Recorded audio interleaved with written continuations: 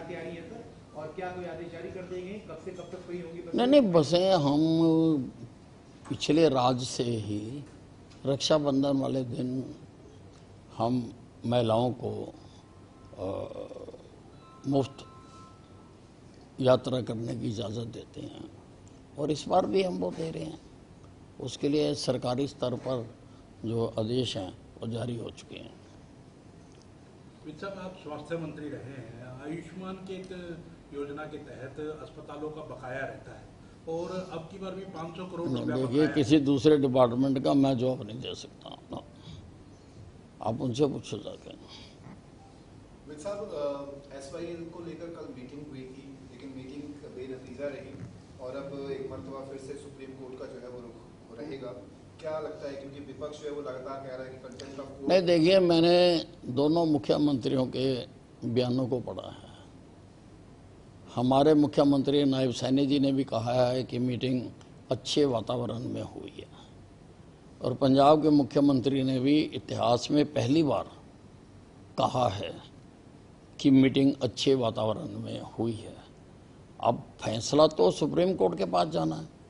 अगर इन्होंने अच्छे वातावरण में बातचीत की है तो सुप्रीम कोर्ट में फैसला जाएगा और सुप्रीम कोर्ट ने पहले भी फैसला दे रखा है हमारे हक में और मुझे उम्मीद है कि अब भी सुप्रीम कोर्ट हमारे हक में फैसला देगा। लेकिन वार्ता के निचोड़ में पंजाब सीएम ये कह रहे हैं कि सर इंडस ट्रीटी वाला पानी आएगा तब हम आगे दे पाएंगे, या फिर कोई बाढ़ नहीं, वो क्या कहते हैं जाके कोर्ट में, वो अलग बात है। लेकिन उन्होंने ये बात जरूर कही है कि वातावरण अच्छे, बातचीत अच्छे माहौल में हुई। पंजाब का जो रुख है सर, आपको लगता है कि कोर्ट से बाहर ही हो सकता है?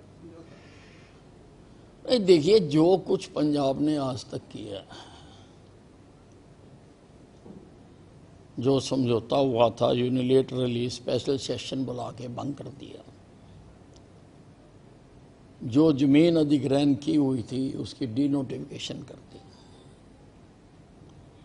और बार बार कोर्टों के आदेशों के बावजूद भी उन्होंने हमारे प्यासे खेतों को, प्यासे लोगों को पानी नहीं आने दिया।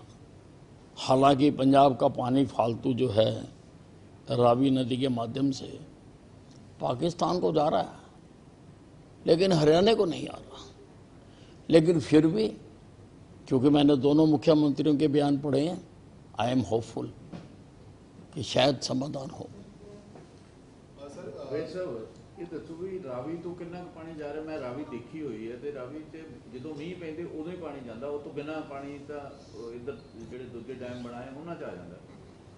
देखिए, पानी तो जा रहा है और पानी तो ये कई तथ्य सामने आ चुके हैं कि पानी तो फालतू जो पानी होता है वो पानी पाकिस्तान को जाता है। दूसरा जो पंजाब ने कहा भी जो सानू चनाब चो पानी मिल जाएगा उदों असीं दे देंगे, चनाब चो नहर कट दें कितना? देखिए, जब SYL बनाई गई थी उस वक़्त ये मुद्दा नहीं था। उस वक़्त सिंधु जल बंटवारे का हिंदुस्तान में और पाकिस्तान में जो समझौता हुआ था वो भंग नहीं हुआ था, ये तो अब हुआ है। तो ये अगर वो कह रहे हैं तो ये तो एक तरह से बात को टालने वाली बात है। यकीनी तौर पर हमारी सरकार ने कहा है कि जो पाकिस्तान को उस वक़्त पाकिस्तान की फेवर करते हुए सिंधु नदी, जो कि हमारी नदी है, सिंधु से ही हम हिंदू बने, सिंधु का पानी पी पी कर ही हम हिंदू बने, उसका ज़्यादा हिस्सा हमें मिलना चाहिए था। लेकिन कांग्रेस का जो पाकिस्तान प्रेम है उसने हमेशा पाकिस्तान के हक की बात की है और ज़्यादा पानी उनको दे दिया। अब हमारे प्रधानमंत्री जी ने वो समझौता रद्द किया है, योजनाएं बन रही हैं। अब योजना बनेंगी तो उसके बाद पता चलेगा कि कितना समय उसमें लगेगा। पंजाब के सीएम बार बार ये भी दावा कर रहे हैं कि यमुना के पानी पे पंजाब का हक बनता है, हमें यमुना से पानी। देखिए, पानी देने के लिए कई आयोग बने हैं और जस्टिस रेड्डी का भी आयोग बना था। उन आयोगों का ही ये फैसला है। और उस फैसले के मुताबिक ही पानी मांगा जा रहा है। हम नया नहीं मांग रहे, पानी ज़्यादा नहीं मांग रहे। हम तो कह रहे हैं कि जो फैसला हुआ है हरियाणा पंजाब में, उतना ही पानी आप हमें दे दो। तो वो पंजाब क्या कहता है, पंजाब के लोग क्या कहते हैं, लेकिन इस देश में जब भी कोई डिस्प्यूट हो, लोगों में हो, व्यापारिक संस्थानों में हो, राजनीतिक पार्टियों में हो, प्रदेशों में हो, तो वो मामला सुप्रीम कोर्ट उसका निर्धारण करता है।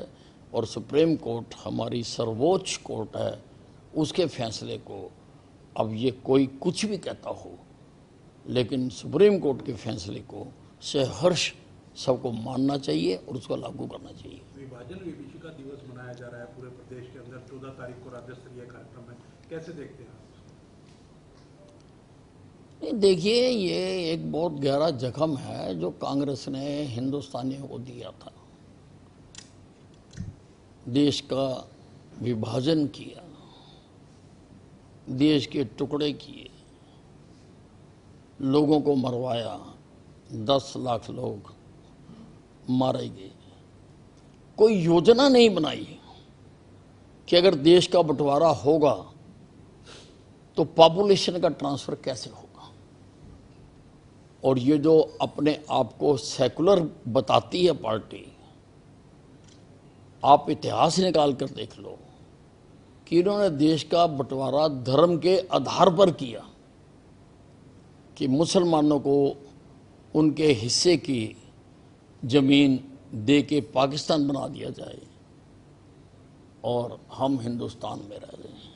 इन्होंने किया, तो उसको याद रखना, याद कराना लोगों को कि ये पार्टी ने क्या क्या किया हुआ है, वो आवश्यक है।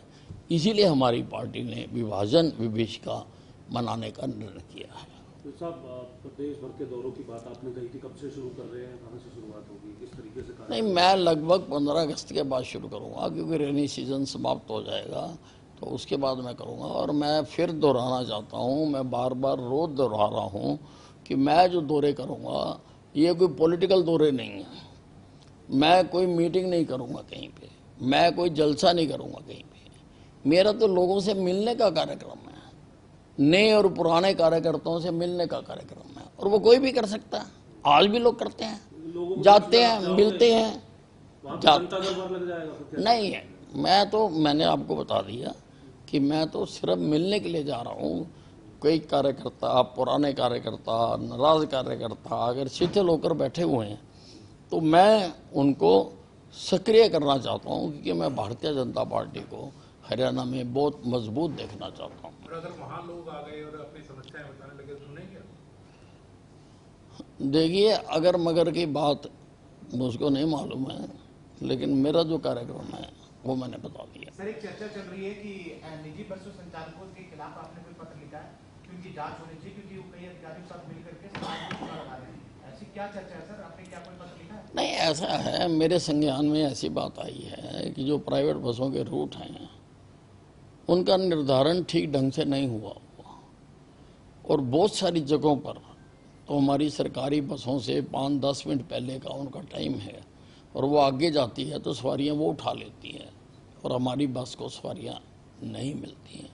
तो उसके लिए मैंने कहा कि इसको री एग्जामिन किया जाए, और कुछ जगहों पर तो मैंने देखा है। अब बाकी सारे जगहों पर कितने रूट्स हैं ऐसे, कितने जगह हैं ऐसी, तो उसका अध्ययन करने के बाद ही पता लगेगा। डिपार्टमेंट से मैंने रिपोर्ट मांगी है, और ये भी मैंने पूछा है कि क्या अब इनके रूटों को, टाइमिंग्स को बदला जा सकता है या नहीं बदला जा सकता, किस आधार पर इनको ये रूट दिए हुए हैं, वो हमको देखना होगा। और मैंने एक और महत्वपूर्ण फैसला किया है कि हरियाणा के हर गांव को हमारी बस जाएगी। ऐसे रूट बनाने में मेरा विभाग लग गया है, और पत्र भी उन्होंने जारी कर दिया है, नोटिफिकेशन भी जारी कर दी है सारे जीएम्स को कि हर बस चाहे एक सवारी मिले, क्योंकि हम कोई कमर्शियल ऑर्गेनाइजेशन नहीं है कि हम फायदे के लिए बसें चला रहे हैं। हम सर्विस ऑर्गेनाइजेशन है, हमारा काम सर्विस देना है। अगर एक बच्चे ने भी स्कूल में जाना है तो हमारी बस उस गाँव में जाएगी। सर नई बसों का बेड़ा कब तक शामिल होगा, कुछ है इस तरीके की तैयारी? क्योंकि अभी हाँ नहीं, नई बसों को अब और खरीदने का, क्योंकि काफ़ी बसें हमारी कंडम हो गई हैं और काफ़ी हम इलेक्ट्रिकल जो बसें हैं वो डालना चाहते हैं, तो उसकी प्रक्रिया चल रही है। इतने तो